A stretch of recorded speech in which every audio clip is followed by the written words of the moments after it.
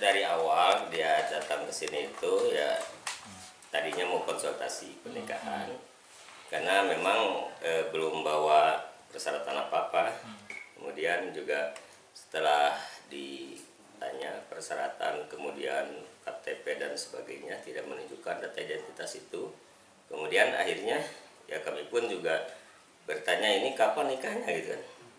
Katanya sebentar lagi kita akan nikah, cuman barangkali identitas dia masih tertahan di Kalimantan. Kemudian setelah dilihat kok ini yang di sini pada ini kayaknya Pak ini bukan sepertinya bukan laki-laki gitu. Nah, udah saya ini kan diminta terus-terusan data identitas, ya juga tidak memberi terus-terusan dan dengan berbagai alasan bahwa katanya dulu dia orang tuanya dulu seorang Habib akunya. Kemudian setelah dia ditanya lagi mengenai identitas yang lain, masalah kependudukan dan sebagainya, juga persyaratan dari Kalimantannya juga akhirnya tidak ada karena alasannya bahwa orang tuanya bapak ibunya itu dari dulunya dari kepercayaan keharingan apa itu di Kalimantan itu katanya. Kemudian setelah orang tuanya meninggal, ibunya itu kembali lagi ke Haringan dan identitas beliau yang anak itu yang datang ke sini itu katanya semuanya identitas ibu yang pegang. Jadi kami tidak bisa memberikan identitas ke kawas ini gitu. Oh gitu. Terus setelah itu dia datang ke sini, postur tubuhnya dia memang pakai seperti laki-laki, Pak? Ya, seperti laki-laki karena dia dengan pakaiannya juga seolah-olah ya di postur di gaya postur laki-laki lah. Tapi Bapak sempat curiga nggak Pak? Ya sebetulnya di kantor ini sudah pada curiga. Ya awalnya itu ini kayak seperti cuman kami ada barangkali tidak etis lah kalau bilang kalau nanti saya tanya ini kayaknya kok bukan laki-laki gitu. Soalnya kami terus-terusan aja dari identitas mau koreknya itu, tapi dari situ juga terus-terusan tidak memberi gitu. Udah kelihatan dia nih ini bohong. Terus setelah itu dia nggak balik lagi, Pak? Ini ketiga kali ke sini tuh. 3 kali datang ke sini. Berapa kali ke sini? Yang terakhir dia mengasih tahu bahwa kami akan menikah. Kata saya bilang tidak boleh ini kalau pernikahan seperti itu karena harus ada syarat dan ketentuannya harus dipenuhi dulu. Nah, akhirnya ya katanya mau di orang tuanya saja. Ya saya bilang nanti bisa berurusan nih dipanggil begitu. Nah, dia akhirnya kembali lagi dengan mengiming-imingnya dan sebagainya. Bahkan sempat WA ke saya, tolong Pak bantu saya, katanya insya Allah kalau saya dapat dibantu oleh Bapak kami pun juga akan ada keingatan lah katanya. Wah saya langsung telepon itu dari WA itu. Gak bisa, kata ini tidak boleh pernikahan seperti maksudnya itu. Berniat akan ngasih uang gitu Pak? Iya, tadi dengan ingin ada dibantu ya ngasih uang lah karena kalau bisa menikahkan dia gitu. Nah saya kan ini kalau dia saya bilang kalau bicara masalah nikahkan ya ngomong-ngomong dia siri bahkan ngupload bawa link itu bahwa nikah siri katanya bisa diproses ini Pak katanya. Wah itu tidak bisa kalau di KUA ini tabu bilang nikah siri itu, udah bilang gitu. Masalah itu dia akhirnya tetap bandel, tetap nikah. Iya, bahkan orang tuanya pun ke sini.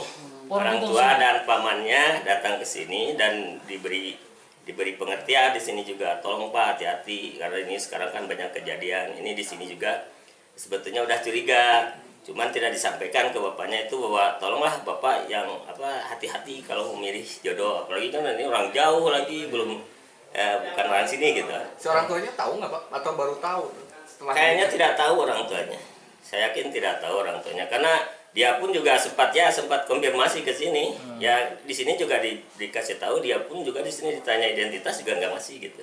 Kan seharusnya kalau ke KUA itu mau daftar harus bawa identitas. NA ya Pak. Iya, itu kan Pak, ini sekali. Itu sampai 3 kali ke sini selain untuk berkonsultasi, apakah dia juga minta rekom dari KUA sendiri? Oh ya. Itu tidak ada. Kalau rekom itu ya kami yang harus diberikan rekom. Ya maksudnya ya. Tujuannya ingin legalis itu pernyataan itu tidak ada. Cuman waktu itu saya bilang kan kalau berani menikah dan itu yang menikahkan itu mungkin saya akan panggil gitu kan. Nah dari situlah dia, tolong Pak, katanya jangan dipanggil. Wah nggak bisa, memang itu pemanggilan kan bukan ranah kami dari KUA, kami hanya meminta data identitas saja. Jadi tujuan datang kemari sampai 3 kali itu dia mau apa Pak? Dia sebetulnya hanya ingin istilahnya minta dinikahkan saja Pak di sini. Jadi minta tolong untuk dinikahkan, karena mungkin di wilayahnya juga tidak ada yang mau kayaknya seperti awal seperti itu. Tapi pas di video itu Pak, itu banyak tetangga Ustadz juga ya, jangan pada situ mungkin juga nggak tahu juga. Nah, ya kayaknya tidak tahu apalagi Ustadz dan kiainya itu. Kami juga di sini kan hampir-hampir kecolongan begitu kan. Hampir-hampir kecolongan karena dengan identitas, karena kami tidak berani kalau menikahkan tanpa persyaratan yang lengkap itu. Pihak KUA tahu berapa hari setelah pernikahan? Itu tanggal 28 kalau satu hari Minggu lah itu mulai ketahuan bahwa katanya terjadi pernikahan. Waduh, ini terjadi juga. November kemarin Pak ya? Ya. 28 November kemarin. Ya, 28 November kemarin pernikahannya katanya. Sebenarnya yang bersangkutan datang ke sini itu kan niatnya ingin dinikahkan secara resmi kan? Iya, iya. Karena pihak KUA sendiri menolaknya itu apakah karena memang tidak ada dokumen atau tidak ada kecurigaan terhadap jenis kelaminnya? Itu karena tidak ada dokumen. Itu ya? Ya, dokumen itu yang kalau soal jenis kelamin masih meraba-raba ya, kalau jenis kelamin kami tidak bisa karena sekarang masih ada yang perempuannya seperti laki-laki seperti perbuatan dan karena tidak disanggupi oleh KUA karena niat dokumen itu kemudian mereka memaksakan siri kan? Ya kayak seperti itu ya. Seperti itu ya. Menikah siri. Dan itu juga dia bilang mau nikah siri di sini. Mau nikah siri. Dan itu kami larang juga. Kami larang. Dan itu hati-hati, bahkan orang tua pun juga dilarang. Sebetulnya udah dibilang hati-hatilah Pak gitu. Nah, setelah kemudian pihak KUA mengetahui ada pernikahan itu, apakah kemudian pihak KUA kemudian memanggil kembali mereka, orang tuanya, kemudian si mempelai? Oh, itu kayak sudah ranah lain itu. Oh, beda lain. Iya, beda lain itu. Karena kami hanya secara prosedur saja, karena ketika mereka ingin menikah dan lengkap pernikahan kami laksanakan. Di luar itu kami tidak ada kewenangan untuk memanggil dan sebagainya. Itu mungkin ranah yang lain. Cuman mungkin Bapak selaku pihak KUA tentunya dengan terjadinya pernikahan saja di situ tentunya sangat ini ya. Kecolongan Pak ya? Menyayangkan lah ya. Itu sangat jelas sekali. Dan ini mungkin jadi pelajaran karena selama ini mungkin selain di kantor KUA mungkin ada pihak-pihak lain yang suka menikahkan, dan itu mungkin menjadi pelajaran berharga buat mereka itu. Nah Pak, upaya dan himbauan agar hal serupa tidak terjadi lagi apa sih yang dilakukan KUA sendiri? Ya, ini kami berkoordinasi dengan berbagai pihak di sini supaya agar ada pembinaan lah, terutama bagi mereka-mereka yang barangkali di luar ketentuan KUA mereka suka menikahkan. Dan itu memang ya suka terjadi begitu.